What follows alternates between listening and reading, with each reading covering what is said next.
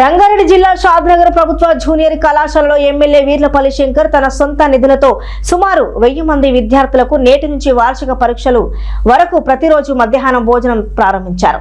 ఇక ఎమ్మెల్యే వీర్లపల్లి శంకర్ మాట్లాడుతూ ప్రభుత్వ కళాశాలలో చదువుకునే విద్యార్థులకు పేదింటి విద్యార్థులు దూర ప్రాంతాల నుండి బస్సులో ప్రయాణం చేసి వస్తుంటారు.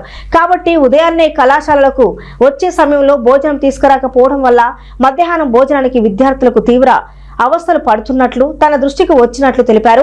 ఇక విద్యార్థుల ఇబ్బందులు తెలుసుకున్న ఎమ్మెల్యే తన సొంత నిధులతో విద్యార్థులకు మధ్యాహ్న భోజనం ఏర్పాటుతో పాటు కొన్ని మౌలిక వసతులు ఏర్పాట్లు చేసినట్లు తెలిపారు.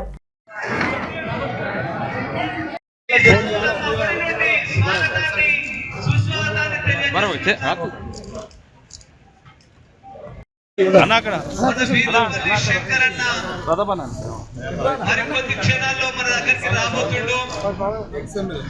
మీరందరూ కూడా చప్పట్లతో స్వాగతం పలకడానికి సిద్ధంగా ఉండాలి. ఒక శుభ పరిణామం ఈ రోజు ఫస్ట్ మనకు కూడా నిరంతరం సహకరిస్తూ 2 మాటలు చిన్న పాట రూపంలో అందిస్తాం సార్. అది ఈ చూపించారు ఆ నమ్మకము అధికారులుగా ఇక్కడ ఉన్న ప్రిన్సిపల్ గారు కానీ ఉన్నారు కదా 70% వచ్చింది. అలా 40 మంది 90% వచ్చింది. 10 మందికి పెట్టండి చేతులు. Okay okay done.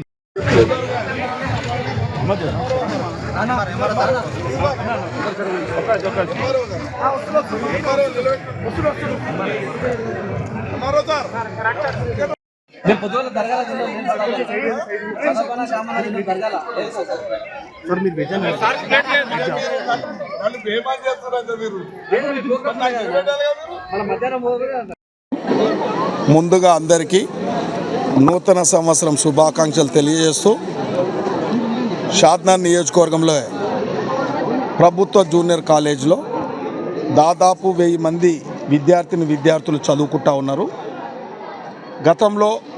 గత ప్రభుత్వాల నిర్లక్ష్యాల వల్ల స్ట్రెంత్ తక్కువ ఉన్నప్పటికీ కొన్ని మౌలిక వసతులు కల్పిస్తూ మధ్యాహ్న భోజనం పెడతా ఉంటే ఒక 500 ఉన్న స్ట్రెంత్ ఇలా 1000 మందికి కూడా చేరుకోవడం జరిగింది.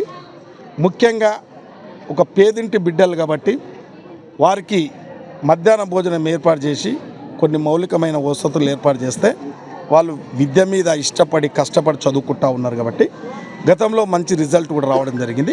ఈ సంవత్సరం కూడా మేమందరం ప్రజాప్రతినిధులం అందరం కూడా ఒక పేదింటి విద్యార్థులకు అందరికీ అండగా నిలబడుతూ ఈ మధ్యాహ్నం భోజనం ఏర్పాటు చేస్తూ ఉన్నాం.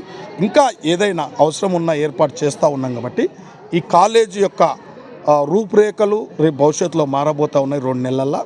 అదేవిధంగా అన్ని విధాల కూడా విద్యార్థులకు అండగా ఉంటాం. వారు ఏది అడిగినా అంటే వారు నిజంగా ఇష్టపడి కష్టపడి చదువుకోవడానికి ఏం అవసరాలు ఉన్నాయో ఇలా ప్రైవేట్ కాలేజీలతో ధీటుగా ఏం అవసరం ఉంటే అది ఏర్పాటు చేస్తూ ఉన్నాం. కాబట్టి ముఖ్యంగా ఈ కాలేజీ స్టాఫ్ను మేమందరం కూడా అభినందిస్తున్నాం.